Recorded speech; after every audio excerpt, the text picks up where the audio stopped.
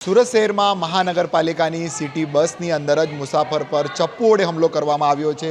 દ્રશ્ય જોઈ શકાય છે। આર્મીની ભરતી કરતો આ યુવક જે છે ડિંડોલી નવાગામ પાસેથી જે છે સેલ્સમેન માટે જે છે પોતાની ઓફિસે જઈ રહ્યો હતો અને તે દરમિયાન જ જે કેટલાક ત્રણ શખ્સો હતા જે ચપ્પુ લઈને જે છે મહાનગરપાલિકાની સિટી બસમાં આવી પહોંચ્યા હતા અને તેમને જે છે મોબાઈલ લૂંટવાનો પ્રયાસ કરતા હતા। તે દરમિયાન આ યુવકની નજર પડી ગઈ હતી।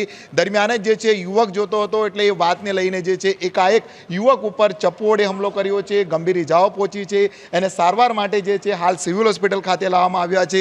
મહત્વની વાત એ છે કે હવે લૂંટારુઓ જે છે મહાનગરપાલિકાની સિટી બસમાં પ્રવેશીને ઘટનાને અંજામ આપતા હોય। सर मैं जॉब पे जा रहा था तो उन लोगों ने मेरे को मतलब कि जगह की वजह से वो कुछ मोबाइल चीटिंग कर रहे थे और अपना मतलब कि उन लोगों ने मेरे को मैं देख रहा था तो उन लोगों ने मेरे को धक्का मार दिया। फिर उन लोगों का दिमाग में आया कि इसको मार मतलब कि उन लोगों ने मार दिया फिर चाकू।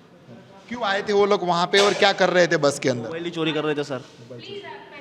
બિલકુલ તે મોબાઈલની ચોરી કરી રહ્યા હતા અને યુવકની નજર પડી એટલે અસામાજિક તત્વો જે લૂંટારુઓ જે છે તેમને એકાએક યુવક ઉપર ચપ્પુ વડે હુમલો કરી દીધો છે। યુવકને ગંભીર ઈજા પહોંચી છે અને તેને સારવાર માટે સિવિલ હોસ્પિટલ ખાતે લાવવામાં આવ્યા છે। ત્યારે મહાનગરપાલિકાની બસમાં મુસાફરો સુરક્ષિત ન હોય તેવા પુરાવા જે છે હાલ સામે આવી રહ્યા છે। કારણ મુસાફર ઉપર જીવલેણ હુમલો કહી શકાય છે, ચપ્પુથી હુમલો કરવામાં આવ્યો છે। ત્યારે પોલીસની કામગીરી સામે પણ સવાલો ઊભા થઈ રહ્યા છે કારણ શહેરની અંદર લૂંટ હત્યા જેવા ઘટનાઓ સતત વધી રહી છે। ત્યારે ફરી નવાગામ ડિંડોલી વિસ્તારની અંદર અસામાજિક તત્વો એવા લૂંટારુઓએ ચપ્પુ વડે હુમલો કર્યો છે અને યુવકને ઈજાગ્રસ્ત કર્યો છે। સમગ્ર મામલે ડિંડોલી પોલીસે હાલ તપાસ હાથ ધરી છે। પ્રશાંત ડિવરે, જી મીડિયા, સુરત।